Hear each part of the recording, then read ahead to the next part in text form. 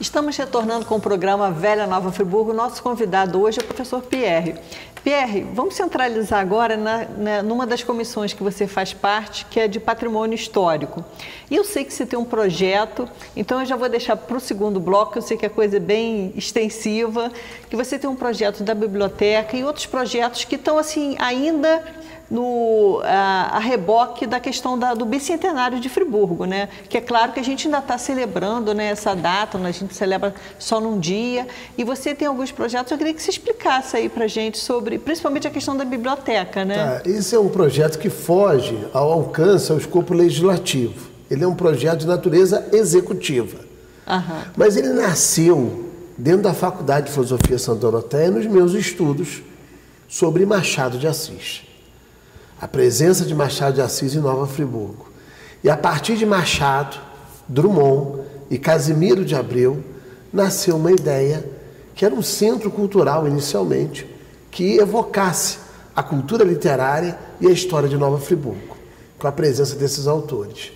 Mais à frente, com o processo legislativo, porque eu tomei algumas frustrações, eu procurei o executivo, quando não era nem vereador, era apenas um professor, e entrava por aqui, saía pelo outro ouvido.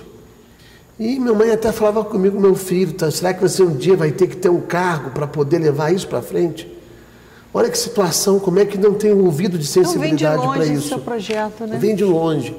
E aí, dentro do âmbito da comissão, uma vez com um ex-aluno que estava dentro do consulado alemão, na Câmara de Comércio Brasil-Alemanha, aliás, e ele falou comigo no country o seguinte: Pierre, você está fazendo todo um trabalho para a relação diplomática dos povos que formaram Nova Friburgo, e um dos caminhos fundamentais, professor, que eu estou vendo que você está abordando, mas você tem que ser um pouco mais enfático, é a questão cultural.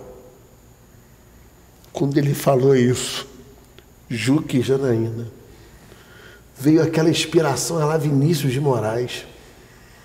O projeto ganhou uma remodelagem, outra. E eu fui para casa, como numa inspiração fátua, a desenhar o projeto. Eu desenhei o projeto. E imaginei que terreno que agora o governo desapropriou no Suspiro. Pensando ali num complexo cultural, junto com a igreja de Santo Antônio, com a Torre de Lúcio Costa, juntamente com o Teatro Municipal, a Praça do Suspiro, a Praça dos Trovadores e todo o processo histórico que evoca o Suspiro. E ali tem toda uma parte de hotéis, de gastronomia, é um processo, o teleférico, que tem todo um processo turístico também. E aquele terreno ali veio para mim com olhos assim de encantamento. E tinha que ser ali.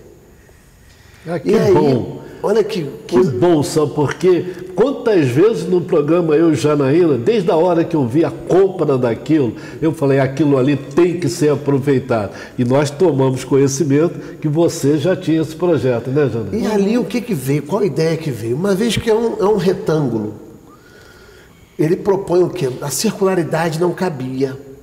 E ali eu pensei, porque todo o projeto está vinculado a uma dimensão do conhecimento. Kepler, quando descobriu que os planetas giravam em torno do Sol de forma elíptica, ele ficou muito frustrado, porque a princípio, a época era a circularidade. Mas a gente começou a perceber, Kepler e todos os estudiosos, a questão da força do processo, né, oval. E aí eu pensei, meu Deus do céu, por que não uma forma elíptica dessa biblioteca? Para evocar que o conhecimento advém também da força elíptica da ciência. E aí eu fiz um desenho em forma elíptica. E não só um desenho em forma elíptica, em forma de um processo de engenharia. Como se fosse uma peça de engenharia, ela é toda com dentes, ela é toda em forma de dentes. Uma engrenagem. Uma engrenagem, que aí eu faço uma evocação a Luís Vaz de Camões, no canto 10º dos Lusíadas, a máquina do mundo, E o que é a máquina do mundo senão o conhecimento? E o livro? E aquela área que sofreu com a tragédia climática, o que traria isso? Qual seria esse simbologismo para o mundo? Que uma cidade que sofreu a maior tragédia climática, num dos pontos por onde mais correu lama, naquele lugar brotou o conhecimento. Então é uma biblioteca que não é propriamente uma biblioteca só. Como dizia a saudosa Lilian Barreto, quando apresentei o projeto para ela, era a Casa dos Saberes. Tanto que tem esse nome, a Casa dos Saberes, em uma homenagem a Lilian Barreto. E dentro da Casa dos Saberes, a Biblioteca Internacional Machado de Assis. O primeiro andar... Você já tem essa biblioteca traduzida por um arquiteto? A gente já pediu, não tem ainda no arquiteto. Tem um desenho do Pierre, toscamente, num pente, literalmente num pente. Tem um desenho tosco, mas tem ali o desenho originário, com os 3 andares e o texto escrito. Esse texto está protocolado na Câmara, que uma vez eu apresentei lá. Ele está registrado já de modo documental no Poder Legislativo, esse projeto. Por que você chamou de Biblioteca Mundial? Internacional? Por causa da questão dos povos formadores. Primeira coisa, nós não temos, no mundo, eu não tenho conhecimento, de uma biblioteca que seja concebida como biblioteca internacional. O conhecimento perpassa todos os povos. Então a ideia era o quê? Num primeiro andar, eu penso, tem o prédio do BNDES no Rio de Janeiro, que é em cima de um bloco.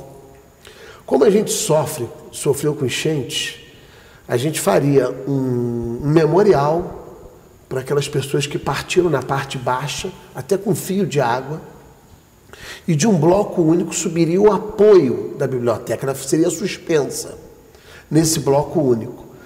E o primeiro andar ele teria na entrada um busto de Machado de Assis, com a frase célebre de Machado de Assis sobre Nova Friburgo, em carta encaminhada a José Veríssimo, em 1º de fevereiro de 1901, em que ele diz: Nova Friburgo é terra abençoada. Foi aí que, depois de longa moléstia, me refiz das carnes perdidas e do ânimo abatido.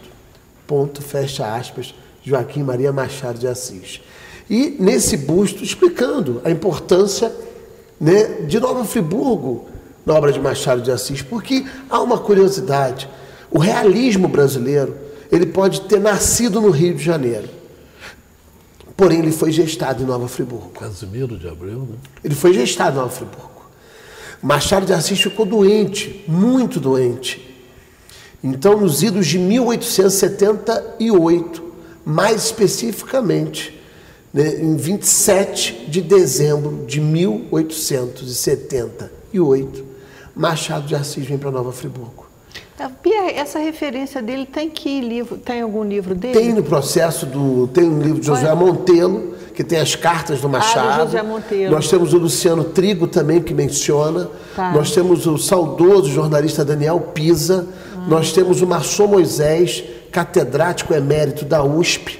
Todos eles, o Luiz Lima também tem registro disso. Eu tenho todo esse material, depois Pierre, a gente apresenta. Você já também. apresentou para o prefeito? Já então apresentei. Eu diria para o prefeito: cantando espalharei por toda parte, se a tanto me ajudar o engenho e a arte. Cessem tudo que a musa antiga canta, Renato Bravo, que outro valor mais alto se levanta. Belíssima menção aí, os versos de Camões nos Lusíadas, os versos iniciais dos Lusíadas, que até me emociona, Juca.